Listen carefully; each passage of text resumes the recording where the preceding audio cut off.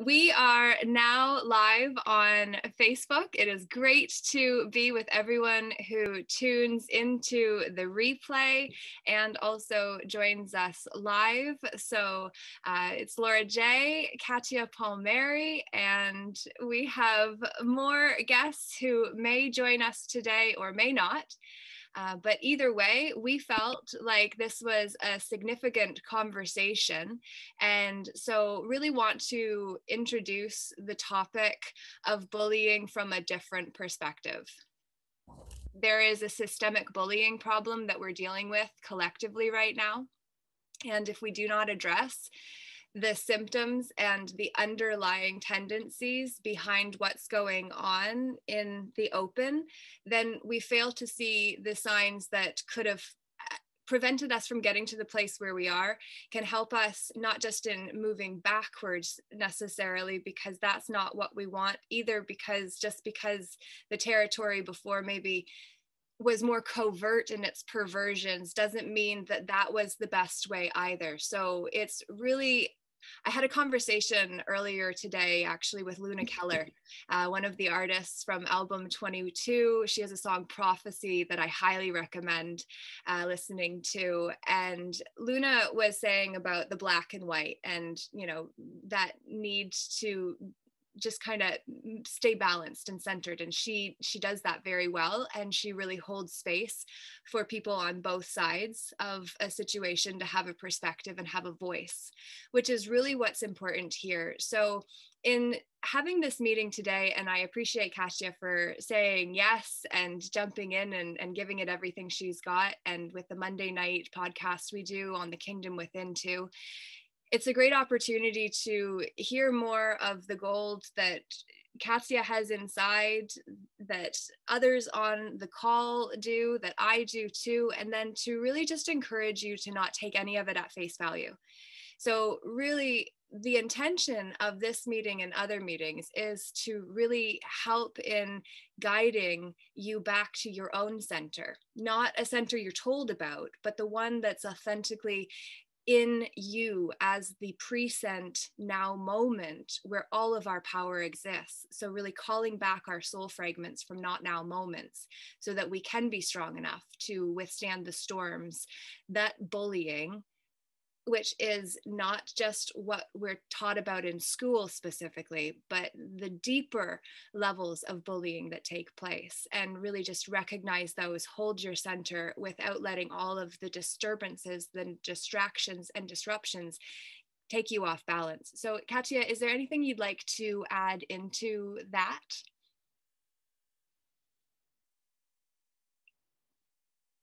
Can't hear, sorry. Oops. I have to get used to using that mute and unmute.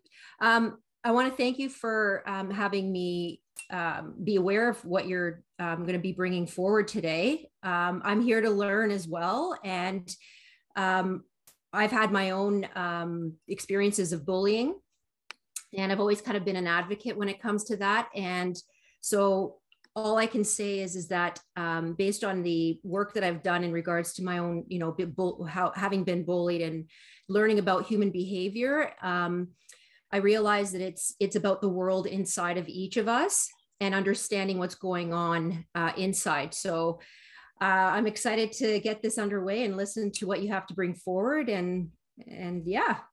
Awesome. Well, to be honest, the biggest thing I wanted to share is actually the victim triangle. It's Cartman's drama triangle. And I've come across a teaching, which is the empowered alternative to that I wanted to share, because not everyone has awareness of the victim triangle. And when we understand it, it just puts so much into context in a way that we wouldn't if we didn't have the visual to reference with it. So I just created Inner Secrets Revealed. I feel like that's a good tagline. So if that is a series title that you might want to follow, that's what this series of conversations is really going to revolve around, because breaking down bullying is also about building community, which is the second part not mentioned here. But it's the part we need to focus on, less the bullying. So in this universe that doesn't differentiate negatives, it only gives us more of what we're focused on. I want to be very clear that this is not an anti-bullying presentation, and I don't want it to even be presentation and death by PowerPoint by any means. All I want to do is just frame the information, and we're gonna bounce off one another. And obviously, if next time you come into the meeting and you want to contribute, then by all means, this is a platform where we do our best to stay in a space where we can allow change and differences to come into the same space and have a conscious conversation, so that we're not feeling righteous in the black or the white idea that we brought to this. And so with going back to bullying, it's not anti-bullying, because if we're anti anything, we're actually giving our energy to the thing that we are anti. So this is just to really make it simple to be able to recognize abuse, and also some of the precursors that are existing socially and societally from my perspective, because that's the only map of the world that I truly have access to fully, as you have within your own world. So take this as my map of the world that is evolving as I evolve, and recognize the same is true for yours and Katia's too, which is why she speaks into context as the foundation of everything, really. So today we're just going to look at signs and symptoms of abused people, or abusive practices, really. Cultural bullying practices, ritualistic abuse, spiritual warfare tactics, and the conspiracy so many theories lead to.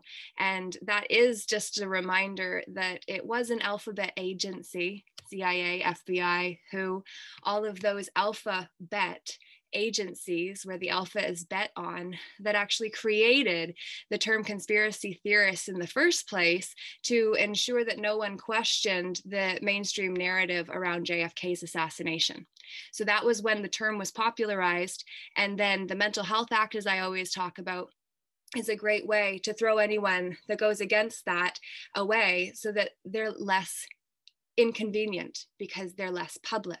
You can hide a lot in private, not so much in the public. So the mixed war is between the public and private, as I say oftentimes, and we don't necessarily need to go into, but really knowing who and whose we are makes a world of difference. And how to get the hidden suits off the bully's sleeves, or the hidden suits out of the bully's sleeve by taking the suit off the man wearing it. It just became so clear to me about, I always talk about suits as statuses. And then it was like, oh, of course, card suits. When you're playing cards, there's 4 suits that you play with, right?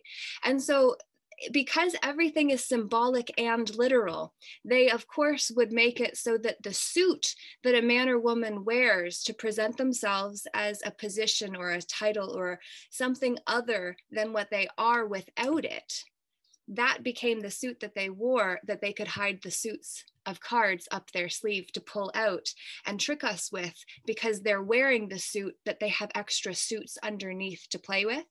So my thing has always been, since I became aware of the deception, is take the suits off of everyone and let us stand shoulder to shoulder, which is what you do as a bully, as a victim, and as the rescuer, which is what we're going to be getting into. First, I did just want to share forms of abuse. I don't want to go super into any of this. I was just trying to put together the PowerPoint that disappeared from my computer earlier today because of technology issues. So I did my best to just go back and look for somebody else's definition, but essentially you've got abuse on all levels as options to be aware of. Physical abuse is just the bruises you can see. Sexual abuse, those are those emotional scars caused by the violation of someone imposing themselves into us. And we're seeing that on a way bigger level than just it being about sex. Mental mistreatment and emotional abuse, exploitation, taking advantage of people for our own gain at their expense, neglect, not looking after people's needs. Self-neglect is not looking after our own needs. So neglect is when you deprive another of their needs, and then self-neglect is when we do it to ourselves, which is really significant actually, because the victim triangle is down here, where we're actually in this dynamic of either being the victim at the bottom, looking up at the rescuer to save them from the punisher who's out to get the victim. So we have this dynamic going on. And the reason I flipped directly here compared to finishing out the slide when I was talking about neglect and self-neglect is because this dynamic is not just one played in the public. This is also one played in private, because we can be the victim, bully, or rescuer of ourselves as well. And when we're rescuing ourselves from ourselves, generally speaking, we do it with a coping mechanism that's going to require the sacrifice of something in order to make space for that way that we console ourselves, or to move the emotion that's making us feel the victim of ourselves. We have to suppress something. And then we put ourselves into this cycle of going around in the different roles within our own selves. And then because it's inside of us, which is like the cosmic kitchen of creation, it's going to naturally be expressed in the kitchen outside of us in terms of all of the other characters in the restaurant of life, so to speak. So really getting clear on the fact that the victim requires a punisher in order to then be saved. So we can actually create an experience of martyrdom where the martyr only has a role if there's a victim. It's the same with the knight. The knight in shining armor that rescues the damsel in distress from the evil stepmother, or the one that is out to get the damsel, that he then gets to don his cape and his steel and all of what it means to be a knight with a K, to rush in and save the day. Well, if there was no problem, he wouldn't have a role where he was made to be important. So we have to see how in this culture, which is based in the currency of problems largely, because we have become, like what Carolyn May says, victims that use woundology to connect. You show me your scar, and then I'm going to one-up you by showing my even bigger one. And then you one-up me and show me an even deeper scar, emotionally, physically, sexually, mentally. We dig deep to connect with people. It's just we've been connecting with people down here, compared to when we realize that if we look at the letters in Scrabble of scared and sacred, oh, I didn't even put that here. Scared and sacred, reactive, creative. Scared and sacred are the same letters in a different order. So this is essentially the scared side of ourselves. And this is essentially the empowered aspect of ourselves. So the rescuer needs to have a problem in order to be needed in the downward dynamic that has one under in order to get one up on. But the coach, a coach's role, as one who got my training more than a decade ago, what we learned in the training that I took is that coaching is not actually about offering the solutions specifically. You may offer an option along with all of the other options that the individual that you're working with came up with. But ultimately, a coach in the truest sense will actually ask the question and hold the space for the one that is being asked, that has the issue, to be able to find their own resourcefulness from within them to find an answer themselves. So our options only become added to what they came up with and then they choose from, which is truly empowering. So instead of coming and saying, oh, this is your problem and this is my solution and you're going to be so much better because of my solution, it's like, well, what do you think you could do? If anything was possible, how could you go about shifting this? And then sitting in the question. And even when you have an answer, sometimes as a coach, we want to give it. We want to make sure that they know what we think would be the best answer. But the reality is, we're not going to live with the consequences of the choice they make based on what we recommend, which is why when the rescuer comes in to save the day and offers the solution the victim uses and it goes against what they were hoping for, who's to blame? Of course, the rescuer. The one who gave the answer is the one whose fault it is. It didn't work the way that they said it would. Well, when we're not in the situation, we can only offer our idea of what we think might work if we were in that situation. But the luxury is we're not and they are. So instead of actually giving the solution and rescuing someone by saying, this is the best, what if we actually collectively shifted from jumping in and giving the answer to actually biting our tongue for a moment, not literally, because that would hurt. And I'm not wishing pain on any of us, which is why I don't advise. I don't advise anyone of anything any longer to the best of my ability. Instead, what if we shifted the culture so that the cult you are, the culture that we create because we choose to consciously do it, is actually one where we ask them to come up with something and hold the space for them to do it. And if we have something to add to it, do, but don't do it first, because if we do, think about when you've had the last issue that you maybe have. When somebody gave you a solution, did you keep digging? Or did you just start where they told you to set off from and then think that that was a better option than what you could have got from inside? It's a habit. We take the path of least resistance, especially where our problems are concerned, because we're either running away from pain or toward pleasure. So when we get to that place of knowledge and we stop rescuing people, then we can actually sit in the discomfort. And when someone is emotionally disoriented or disordered, instead of saying, okay, well, let's just solution this and then go on to the next thing because it's just not good where you are, what if we actually were able to hold the space for them so that they could resource themselves out of this situation and build cells of recognition for the next time a situation came up, that they could actually save themselves instead of look to someone else to do it for them, because now they have cells of recognition that they can, because you created that space for them in them.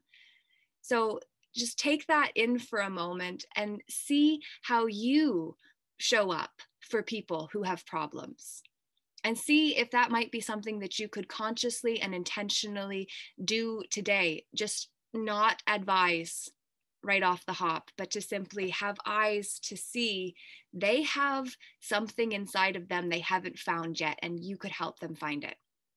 And that also then goes over to the persecutor, or what I call the punisher, and the challenger archetypes, which archetypes are familiar patterns that we fill in with energy, which is why scared and sacred have the same letters and require the same investment of energy, maybe differing levels of energy investments. But ultimately, scared and sacred are both types of archetypes. They're two sides of the same pattern within the archetype. And so the challenger is one that can hear something they don't agree with and then actually stay open enough to say, I don't think you're an idiot. I just think that idea may be slightly idiotic. which there's a definition for idiotic and for idiot. And I don't mean that to be offensive. It was just the term that came to mind to say, hey, that's probably not the best, right? And so it's the point of, with being a punisher, you're looking for the victim to put them down. But the challenger says, I don't fully agree with you. I've heard you, and I also think this, and work from that place of commonality. There's a really great tool, the feel, felt, found, that is used in sales techniques, which all of this day is really intended to not sway you, but to help you understand how you may be swayed by other people's knowledge of how to sell ideas or BS, their belief systems, to you. And feel, felt, found is one you'll often hear skilled salespeople or skilled communicators do, of it seems you feel this way. And then I felt that way before too. So you build resonance, you build connection. There's a common ground you're now standing on. You feel this way, and I felt that way. And then I found this solution, which is the sales piece that's offered to the one that feels the way you felt before you found the solution you offer them. That's a sales transaction, if you can close them. But think about that. Closing someone in a sales transaction is to shut it down, compared to if we actually stay as the creator, we don't have to close anything down.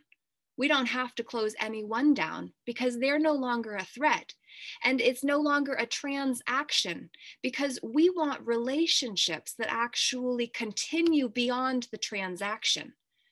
So if we shift into a creator mindset instead of a transactional victim mindset of using people compared to creating together, then we shift out of looking at what's wrong to looking at where we're connected, and then also what's being used in this situation. So hopefully that tool I just shared is useful for you to know the feel, felt, found, and how that can be used against you or for you, because everything is two-sided.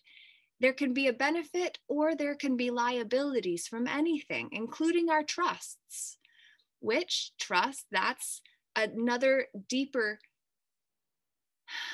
topic that requires some breath to slow me down in that moment. And then also say that our trust that was registered, that makes us liable for the person or the account that was created on our behalf to represent us as that instead of who we are within the corporation, which created that term that we then identify and take on as a suit or a status over the truth of who we are and whose we are, because no longer are we the creators, now we're the creator of the term. But trust is a word in and of itself that is very lacking culturally, because we have a systemic bullying problem with the whole legal society being in the know of what those who don't know legalese or the law don't know. So you're either in the know or you're not in the know. And our trust is then placed in the ones in the know. But when the ones in the know are corrupted and are looking to take away rights that are also taking away their rights, that's when we see how dysfunctional the bully dynamic is. Because when we are acting on behalf of a corporation that is trying to enslave men and women and children and take the children, we have to see that we're actually bullying ourselves by going along with it, because we may be benefiting right now, but that can easily shift and we get stuck at the bottom instead of feeling more powerful. Because Katia, wouldn't you say that with bullies, normally it's the one that is insecure that actually targets someone else they see to be more powerful? So steal that power, baby. Absolutely. They say usually people's ways of being and acting demonstrate what's going on the inside. And there's, for example, if someone is coming across like a bully, typically the inside world is the opposite. So they're actually coming from a disempowerment, and there's an overcompensating as a protection mechanism and as a disguise of not wanting to reveal the truth of what's actually going on inside. So we've learned a number of things to kind of protect ourselves, because like you said, the world is kind of set up in this not trusting environment, and I can't trust this person, so I need to protect myself. And therefore, this is the results of what each of us does in our own way to, to get by in the world, and then also protect ourselves at the same time. And this is my one of our distinctions called bubbles of context. And so what I loved about what you said, Laura, I related, I've been in this inquiry for a while now, and trying to understand, like, where did the trust issue come from? Like, where is the deep-rooted trust potentially started? And for me, it goes back to the fact that we're born into a society where we're shown and taught that we have to actually earn our right to our basic needs. And this creates a diminishment. Like, it's like, you don't deserve it. You'll have to do this and this and this for it. And it's not an empowering context. So we start off our lives almost in this disempowerment atmosphere. And then as you've said, disempowerment then creates fear. It's like this fearful kind of, I got to battle through life, and, this person may not be able to come through for me, or they're going to, challenge me. And there's this whole thing about kind of like a survival out there. Mm-hmm. So what I've kind of determined is, with this diminishment context, and I've talked to so many different people, and, including myself and my family, and what I get is that at the deep root, I think because of this disempowerment context, we have this kind of like not good enough in our space. And that can actually translate into so many different kind of dynamics of personality, of ways of being. But I just created 2 examples here of out of that diminishment context. And let's say even this common not good enough, people's realities can be something like this. So I brought it to the table because it's actually a phenomenon that's taking place that we don't get taught and we're not really aware of, but I'll just break it down here. So on one side, and actually this was created from me and my husband. So through our work, we actually determined our kind of what's the background where we were coming from based on this diminishment. And on my end, I had this thing in my space, and still creeps up into the space, which is this: something is wrong with me. And I looked back at my childhood, and I remember my dad, he was so abrupt and aggressive.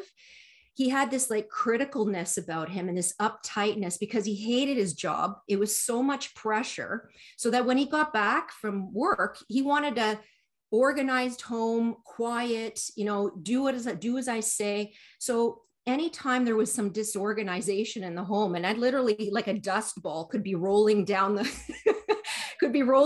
hall. And, if I passed it, he would go, did not just see that piece of dust on the floor? Pick it up. Mm. And I remember as a child just feeling like just so disempowered and diminished in that. And so I carried this diminishing context, like, what's wrong with me?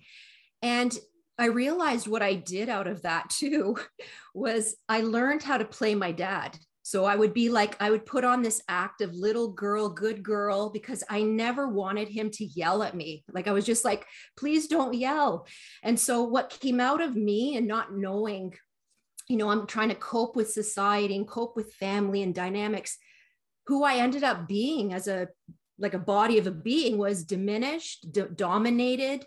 I was easily bullied. I was shut down. I didn't have a voice. I was afraid to speak because I thought, I don't want anyone to ever yell at me. And I almost made myself invisible. So here I am. I became the perfect victim of bullying because I carried myself in this diminished way. Mm-hmm. And then here's Peter, on the other side. And he comes from a no one listens to me. And so he came from a background where his parents both worked full time, and he never really got to see them. He never really had a major relationship with them. So he was like this latchkey kid. He went home, excuse me, at lunch, made his own lunch, sometimes had to make his own dinner. And so he was kind of on his own. And anytime he had to communicate to his parents would literally disregard him completely. Like, they didn't want to hear from him. Anything he said wasn't right. So he always had this thing inside of him, like, I don't matter. No one wants to hear me. No one cares to listen. So what resulted out of his experience is he was feeling diminished as well. But he came from a domination type thing because he wanted to be heard so badly that he actually spoke loudly and he spoke aggressively. So in turn, to be heard, he would actually bully. That was his dysfunctional way of getting heard and seen. He would just overtake conversation, and he would shut down people with his loud voice, and he wanted to be visible.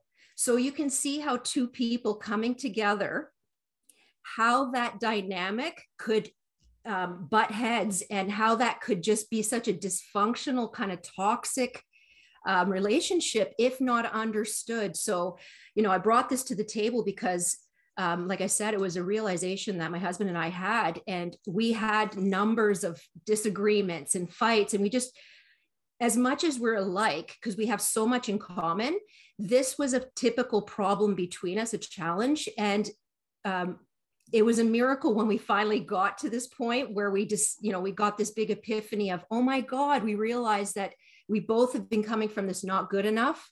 And in our own way, we're dealing with that in a dysfunctional way. But now that it's been opened, it just brought so much insight into this inner world that we have and these contexts that we carry with us that actually direct so profoundly how we're acting in the world. So I just thought I'd bring that into the conversation as a personal experience.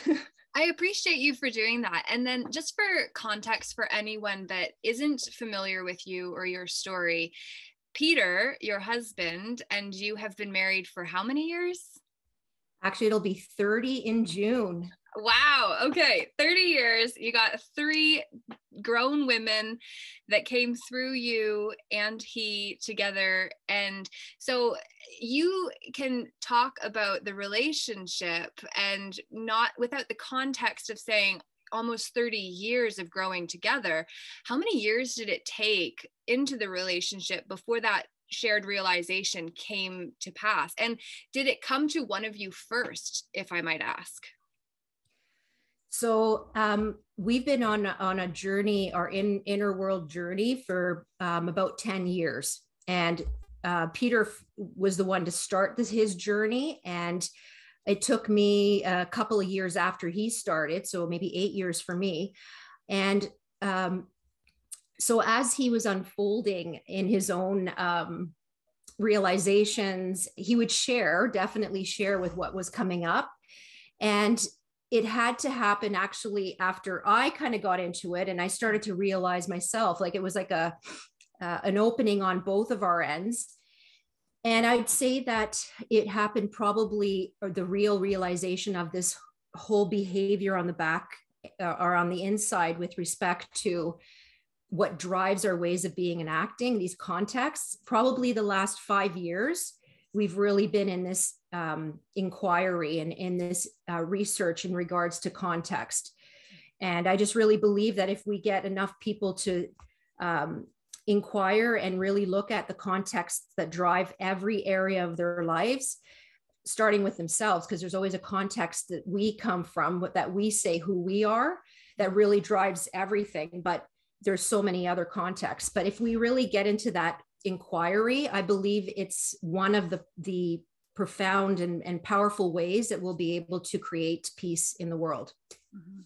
Well, if we don't grow together, we will grow apart. So your journey is beautiful because he was on his own journey, you were on yours, and then your love brought you together, which is the reason bullying has become systemically acceptable. and cult you rally with, BS, culturally encouraged, really. The whole call someone in if they're not following the rules. We see historically how what is happening now with the public health measures, for instance, those are all reflective of history and the historical instances of how societies sold one another out because they failed growing together and therefore grew apart, and then were able to be divided and conquered, because that is a war strategy that is being implemented right now very effectively. And I'm going to go actually back to the PowerPoint, because what I want to share with you, hold to shift between windows. Oh, learning all kinds of different new options. Great. In a moment, I don't have time to explore them. I wanted to touch on the vulnerabilities and the risk factors, because as you were saying, Katia, your context was of inferiority and peacemaking, or people pleasing, probably as a more appropriate description. So you were vulnerable, and then he was too, because he was just insecure in a different way, and then express that differently. So this is the thing about, we're all victims and bullies and rescuers to ourselves and others outside ourselves too.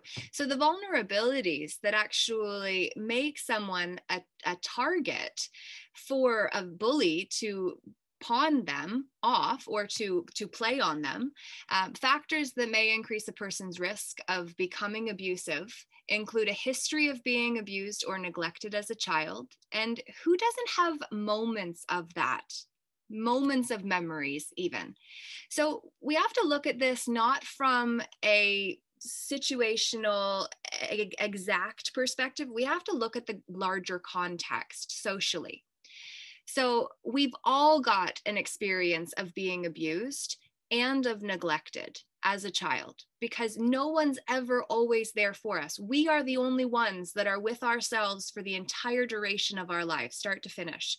Everyone else, it's like even in the sacred sojourn of the soul, during the valley of transformation, when you have to go into the dark night of the soul, or the dark night with a K of the ego before that, where you're really fighting yourself, you have to go in there alone. No one can go in there with you. We're the ones that are going to pull us out of that valley of transformation and get to the other side, even though our cheerleaders, our greatest cheerleaders, the ones that love us the very most, and hopefully you've got someone in your corner. And if you don't, I wish that for you sincerely. I wish that for all of us, because we all need one another. We need at least one other that is going to stand on the sidelines and say, yes, I believe in you. Yes, you can do this. Yes. Believe. That's meeting the one who believes in you enough to know that you are worth it, to know that you have great value and purpose in this world, to know that someone needed you to be weak because they saw how powerful you were when they started stealing your energy. And our self-esteem is the energy that is the current we don't see, because it's energy. And so when we go back to that, we then see physical or mental illness, such as depression or post-traumatic stress disorder. Traumatized people are easier to control because they already have cells of fear within them. False evidence appearing real, false emotion appearing real. Energy that needed to move in a past got stuck and froze because they didn't know how to actually handle the trauma, drama, the circumstances that took them into a holy shit moment. That experience of being frozen in a not now moment that you leave yourself in because you don't know how to get yourself out of all the way, that leaves you more vulnerable because you're fragmented. So we have to think of trauma and drama as ways that our soul fragments, and we lose our energy in the present, the present now. Family crisis or stress, domestic violence, marital conflicts, single parenting, these just mean that no longer do we have two cohesive parents there, the pair of rental guides that our soul came through to help us do the best we could at getting ready for the mission that each of us uniquely came here for, even though we haven't been told we're on assignment, we are. When you don't have responsible adults around you able to care and say, okay, well, you're not where you're supposed to be, without it going to the abusive level of helicopter parenting, which is just so toxic and so not okay. How is a child going to feel safe if they have had bubble wrap put around them while they've been feeling their way through the smaller things in life? Suddenly now they're going to be faced with bigger things and their helicopter is no longer present. And how are they going to do that? Well, they're not going to do it well. And that's going to be what we inherit as a society unless we start doing more of what we're doing now. So a child in the family who is developmentally or physically disabled, when you have a sibling or a parent or someone in the family with extra need, the focus goes where the need draws it. Therefore, the one that is more able to cope and be independent and do what is required is neglected and more vulnerable because everybody else's attention is on the problem, which isn't to say a problem. And it's not to say that's a problem, but it is just to say extra need is required to go somewhere that could be seen as a problem, but that could also just be the dynamics that you came into. So financial stress, unemployment, or poverty, any kind of stress creates tension inside. So intention with a T is how we direct our energy. Intention or inner tension is how we create dis-ease, which is cellular disharmony within the energetic vessel of us. Social or extended family isolation, it goes back to the same thing. If we don't have the loving adults that are responsible and caring for us to look out for us, then we're more vulnerable. And isolation, why do we think that it is being keep your bubble small? Katia, you want to jump in on that one? So, when you say keep the bubble small, what are you referring to? The social bubble. Keep your social bubble small. No more than however many people it was. Why was it so small? For health reasons or influence? Yeah. So from my standpoint, if I'm seeing this correctly and hearing you correctly, so if we're clear on, because I think that what this and I'm hoping this is aligned with what you're just getting across. If we understand who we are and there's a recognition of what's important, that's the gauge when we're now looking outside of ourselves in other relationships in regards to what those people will do as a, like you were saying, that there's this, I guess, aspect of vampire energy where people can steal your energy if you allow it. You can be easily giving your energy away, or you can remain in an empowered state and you're aligned with others who are also in their empowered state.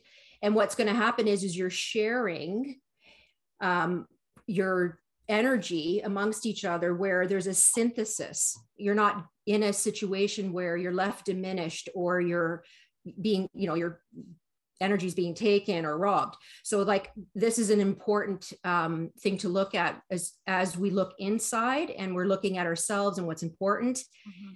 It'll shift outwardly as well. And we'll find that it's not really about the quantity that we have outside of us, the amount of relationships, it's the quality, because we've defined quality in who we are, and therefore we will have it outside of us. I love that. Yeah. And John Maxwell says we become the average of the 5 people we spend our time with. And then that actually, it might not have been, that might have been paraphrased, because then it leads me into saying, are you spending your time or are you investing your time? Because like Katia was saying, when you've got small-minded vampiric people that are stealing energy off of you because you have so much of it that you didn't know that you needed to put up some kind of protection because somebody's been feeding off of you maybe your entire life, for instance, compared to the investment of being around lid lifters and people that present things in a way that actually give you room to say something other than what they were expecting. So for instance, with the social or extended family isolation, for instance, like keep your bubble small is all about control. Because if you have a small circle and you're terrified of who's in that circle and who's in other people's circles, you become less trusting. Because it's like, I remember when I was in school, back in public school, my mom used to say I could go to 3 birthday parties in a year, and it was like $20 gifts each one, right? And so it was like I didn't always necessarily get to even use up all of my birthday parties, but because I didn't get invited, I wasn't popular. I was left out and excluded a lot because I had a lot of energy, and I really wanted to be included, and I just wanted to love, and I was needy because of how much I wanted to love. And then it was just like, whoa, I've been told I'm too much my whole life. And then neediness is another expression of too muchness, because then it's like, we just want to overgive, but then it's overwhelming to the one that's like, whoa, I just wanted a little. So, that was my experience. But I bring up the birthday parties because I had a limit on how many I was allowed to go to. And even though I didn't always get to use them all up because I wasn't invited, I was really cautious about who I said yes to early on because I didn't want to run out. And sometimes I didn't even get to. And I also missed the opportunity of going when I was invited. And so the isolation is because if we can program people to be cautious about who we let in, somebody that's out there, somebody that's saying something different like what this conversation is, suddenly the cognitive dissonance kicks in, and then we say, oh, whoa, that's a baby idea that you, the new person I'm less attached to, is trying to introduce. And this is my family of very well-established BS belief systems that are not okay with this baby coming into this family. And that baby is interfering. That baby needs to go. It can go to somebody else. It can die. It can go on its own. I don't care the family of BS say, just kill it, get it out, no more. That's cognitive dissonance. And so what we have to do is actually be responsible parents to ourselves to say, okay, baby idea is a legitimate baby. I love this child regardless of who its father is, and I'm going to continue to nourish this child, and I'm going to protect it from you. So if you try to hurt my baby, I'm going to redirect that energy back to it. And we're just going to learn how to work within this family because this baby is staying. Okay. And that's how we develop a relationship within ourselves without it being however that felt to you. Because I just felt myself threaten and intimidate and bully myself when I was expressing what's going to happen with this baby I'm keeping. So we have to really feel into how we feel when other people share their stuff, because this is just my BS. Take it, leave it, change it, whatever's going to work best for you in your map of the world. Use today as that for context, for you to get stronger in your foundation of who and whose you are and what values and virtues you stand on, and then can make claims to stand on. And then be able to stand on that common law, that common ground of knowing who we are and making those claims and then moving forward. But just recognizing we stand on our claims in law, but in life also, because one is a reflection of the other. So just feel into how other things feel, because that's going to really help you consciously feel into how you feel. Because when I was saying that, I didn't realize I was going to go into the teaching around the emotional component of that. But I feel like it's so significant to bring into the ways that we bully ourselves subtly and how culturally it's acceptable. Thought you were going to add something in there, Katia. I was going to say, it's brilliant. Everything that you've just brought forward. What I hear for myself is, it's like we're in a paradigm where things are measured and judged by right and wrong, good and bad. And that's kind of like the background, as I was describing, even with my own circumstance, where I felt like I was a bad girl and I did something wrong. So there's this environment we've got created where we measure according to that, and it creates even further this kind of like fear of being wrong or failing, and this heaviness that comes with that, versus what really is at play is more like a function versus dysfunction. And if we looked at that, everything we do is just a measure of taking one step forward and hopefully a new step forward. And in that, of course, it's going to be a discovery, because it's probably something we haven't done before or seen before. And as we do that, our experience will result in something. It will either be a functional result or a dysfunctional. And if it's dysfunctional, it's literally just okay, adjust, take the feedback, adjust, and keep moving forward. And in that context, you can see how much more, less weight it feels, how much more potentially we want to take on life in that respect. So I think underneath, again, there's just this, again, the right and wrong, good and bad playing out. Mm-hmm. And I think it creates a further environment. Like another thing that I got when you just spoke as well is, it's like when you know who you are and you've taken responsibility for your life, it almost has a sense of this anchoring where no matter what happens, what's thrown at you, you're literally unwavering. You are so strong in your stand that it doesn't even have to be defended. It becomes who you are. So if there's if there's situations where we feel like we're being pulled, consider that we're not standing firmly in what we believe in or what's true to us. And that's what has us be able to be like a feather. Like if you blow on a feather, it will blow over here and then it'll blow over here. So that's why getting clear on who you are, and then also what you're a stand for. So what's important to me, and what people will know me for example, is I'll be a stand for inclusivity. Mm-hmm. If there's a situation, I'll bring people together. I will create a synthesis. So that's what I can be counted on. And in learning who we are, that is so pivotal in regards to how we stand and how, how that looks as a power, let's say, versus a disempowerment. Yeah. And the word include actually is a legal trick word. So in legalese, include, from my understanding, actually means to exclude all else.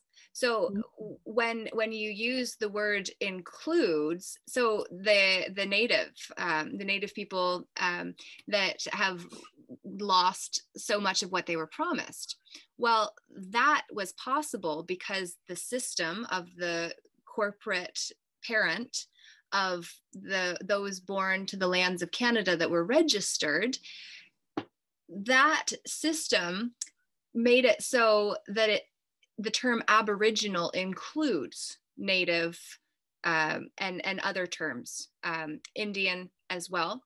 Well, what that means is that it was a one-sided agreement.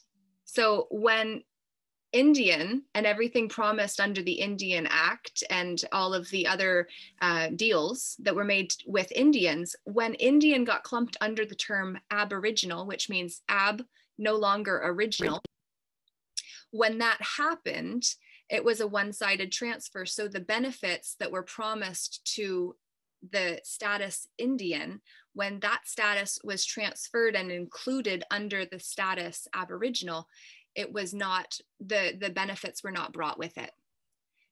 So just even the word include is a trick. in the legal realm. And so when we understand that, and it's actually brilliant that you cleared your throat in that moment, because that's energy moving, right? And if we start to look at nothing as a miracle or everything as a miracle, then we start to really see the subtleties. Like we want to, if we've got an imperfection, we want to cover that. But at the same time, sometimes if we actually culturally can start to say, okay, well, when there is a cough, a sneeze, or when there is some kind of, congestion or something, like what if it was actually an energetic issue that was showing up in that moment to be cleared? So just another perspective. And what I also wanted to do before we go, since I did want to touch on some of the ways that we're being subtly bullied, alcohol, drugs, and other substance abuse, and poor understanding of child development and parenting skills, while very much separate, it's very easy to turn to a coping mechanism when you don't feel well understood. So whether that's a coping mechanism you identify with, or whether you just didn't feel understood, and who really does, all of these leave us vulnerable to what's going on right now, which these are 4 definitions that I feel are really significant. The first of which I wanted to mention is menticide. Menticide is a systematic and intentional undermining of a person's conscious mind, brainwashing. So menticide literally is what we're dealing with here.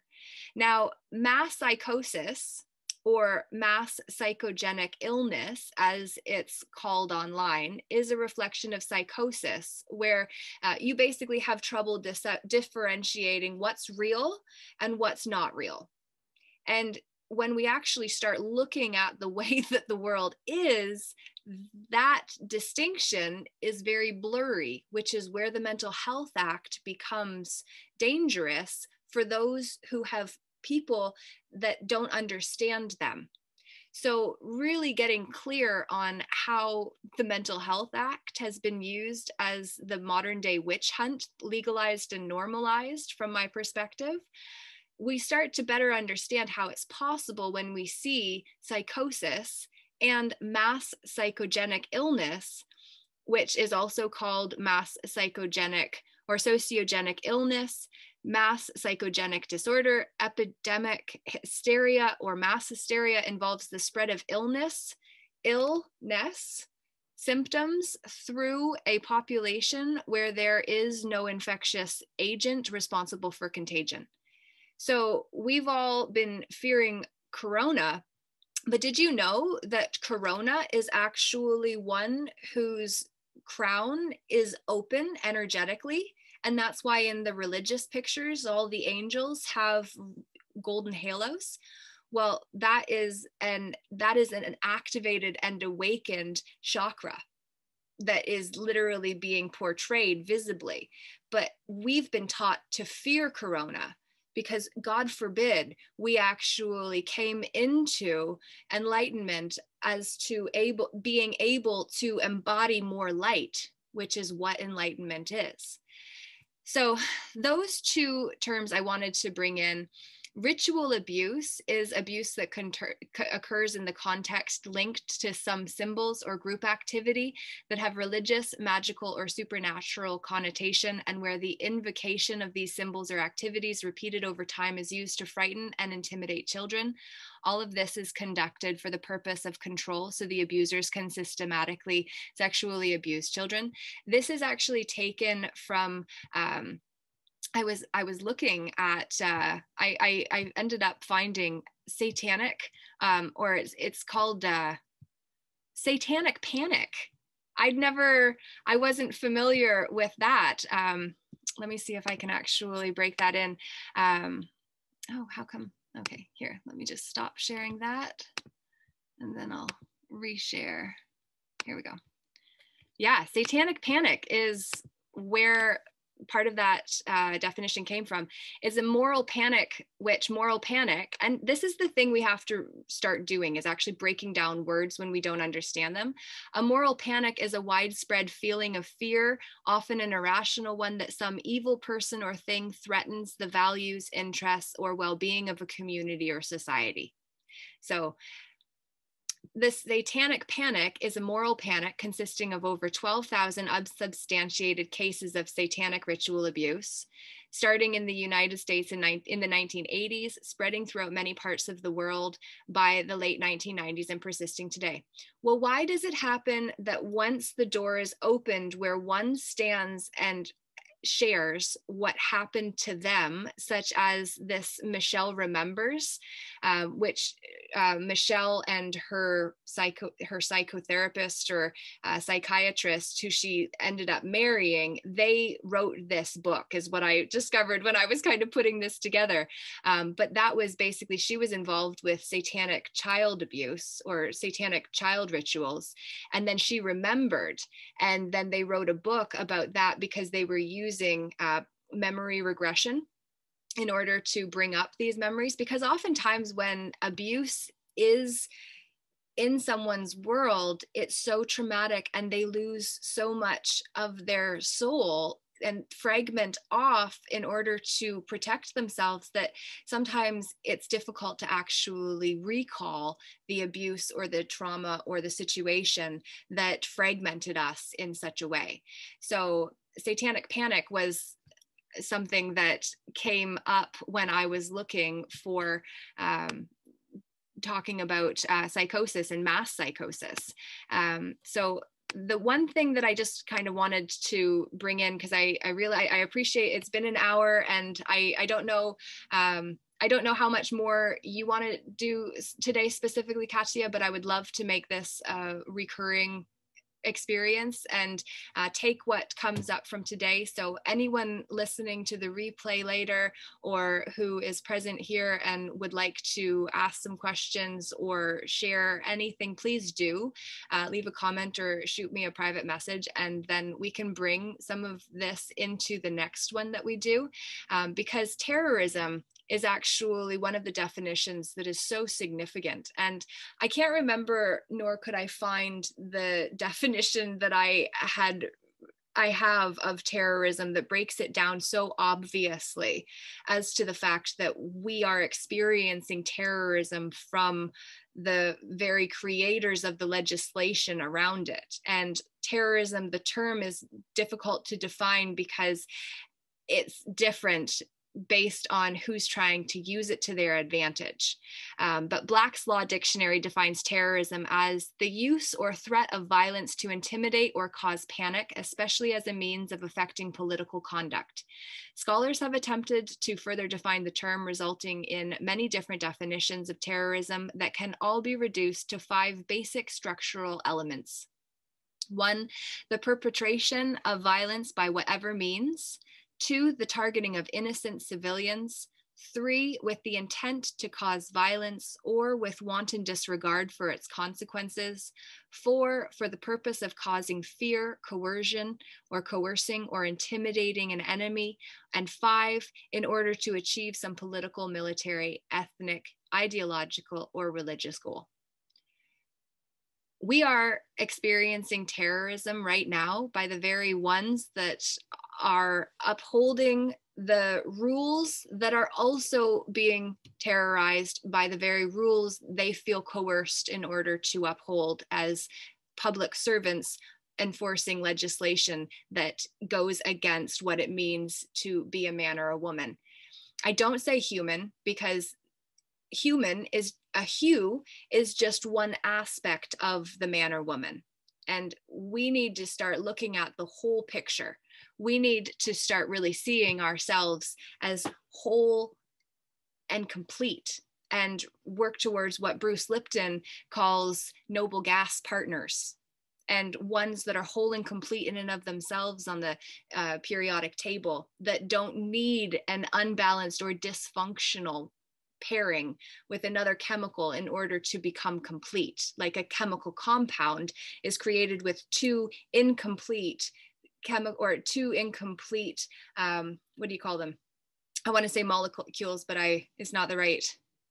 I'm thinking like chlorine. Atoms? Thank you. Yeah. Yeah, there we go.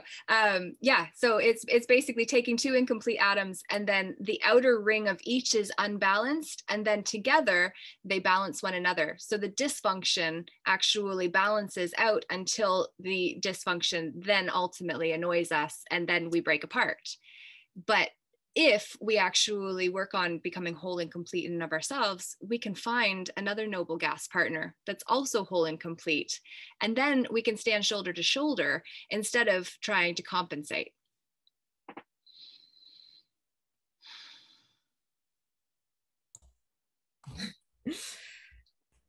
So to your point, I was just going to bring forward, so in regards to whole and complete, so it's to the measure of understanding that we are whole and complete, and understanding who we are, how we operate, and what our life is for, this whole complete realization of who we are.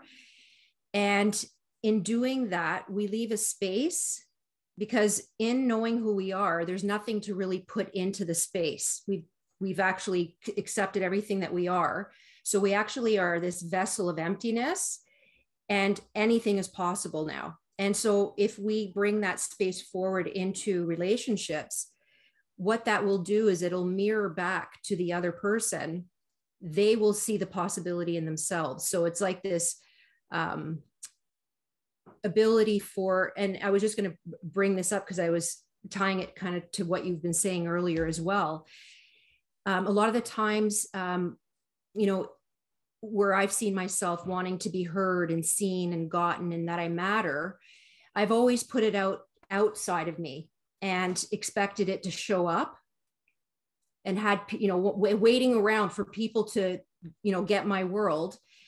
And what I realized in this process of understanding who I am and how things work, and I realized that in me being that for someone else first.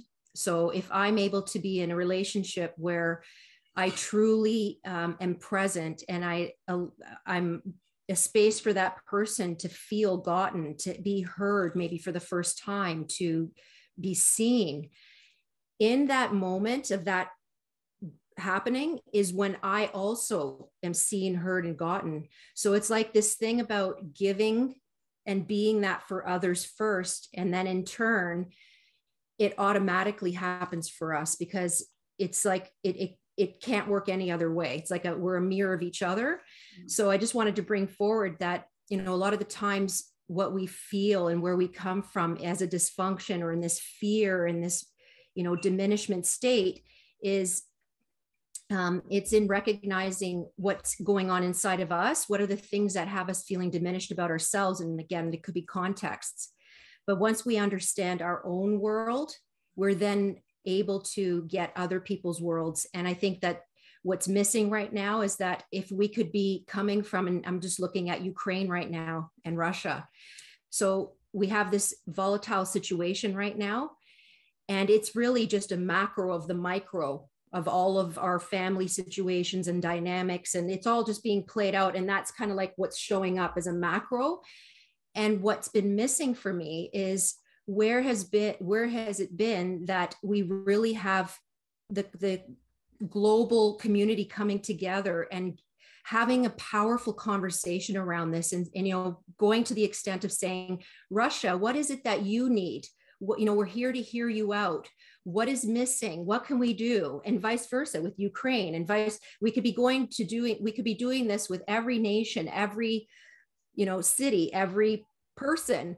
And if we all just got into each other's worlds, and what we'll find out is that we're so common, that we're so alike in many ways. And it's just a matter of having those important conversations and spending the time to get to know one another. That what we'll find out is that, and I think you've said it, where it's like we knock down the walls and create bridges, and that's what's possible in conversation. Yeah, and that's what album 22.2 is designed to do as well, with bringing musicians from around the world together so that we can put out music of a higher vibration. And when you bring up the whole Russia and Ukraine situation, there's so much to be said about that. One thing I will just ask those who are listening is to think about the fact that Russia has not been bought out by the Federal Reserve, and they have their own independent currency, which means they are a threat to the one world government. So there is a lot more to the story that we will not hear, especially not on the mainstream media, which has been poisoned, as we're all well aware. And so really paying attention to how things feel when they come up. Because our feelings are keys for us to be able to drop those walls. Because when we feel mistruth, when we feel something is off, we might not say anything, but if we act and we've felt that, that's when we trust ourselves less. So really getting back into our bodies is so important, especially in a world where that is not what we're taught is safe specifically. It's safer in our heads. That's why mental health is a trap, because then we loop. But if we can't go upward because our awareness is not there yet, but we're afraid to go downward into our feelings, it's just a loop that is not going to serve us, compared to if we're willing to just say, okay, right now I'm looping, and I'm looping because I'm scared of what I'm feeling under the loop. Whew. So breathe deep and then drop down and feel the feels. And if you've got support in your area or in your hopefully your social circle that can actually hold space for you as you go through some of that, and sometimes it does take working with a professional in order to have that space held, because unfortunately those who love us the most are also invested in us, and they need us to be better, which doesn't necessarily mean going on a journey with you into your feelings that can help you break through, but that triggers them as they're trying to help you, and then they shut down and whoa, and then it messes up the relationship, and then it's a redirect, and then there's just more, because now what was trying to emerge that thought it was safe to do so, then suddenly polarized somebody that didn't want to deal with their emotions. And then suddenly now there's more layering of trauma and pain and woundology or wounding on top of the pain of the emotion of energies in motion that got stuck in a not now moment. So as you go through the retrieval process of your own cells, your self-image, and the cells that make up it, we have to really be mindful about who has the capacity to actually help us with the emotional stuff, because not everyone is safe. Not everyone is able to. And we just have to be very, very certain about how we feel with someone. And also, as we're going through the process, making sure we're not taking their judgments personally, because sometimes someone can turn into a victim or into a bully that was a rescuer simply because now you've triggered them out of being helpful into feeling something they didn't want to feel. And now suddenly they feel the victim and need to push you back down so they can rescue you and not focus on theirs. So that process can happen as we go through the unraveling process. So just really going deeper into the feelings, I think that's where our bullying series, or the building community, breaking down bullying and building community, these sessions, I think will be going in that direction more so, to really just help us be able to not bully ourselves. So Inner Secrets Revealed Part 1 in the bag. We did great. So thank you for showing up. Katia, any final words that you want to say before we shut off the recording? I want to say thank you for putting this together. I'm always interested in learning more, and I've learned quite a bit today in things that I haven't seen before. And I really appreciate you putting this together and having me be able to be a part of this. It was really powerful. And I think definitely more needs to be done in this area in regards to awareness. And that's it. I just want to thank you for holding this, and thank you, Juan, for being a part of this as well. Beautiful. Awesome. All right. Well, thank you. And Juan, truly, thank you for being part of this. It really does make a difference when we do have others in the view, even if we can't see you specifically, your energy contributes. And so you did more than you may have felt today by being part of this. And when you who watch the replay do, please know you too were included in the eternal now moment that this is happening in now. So thank you.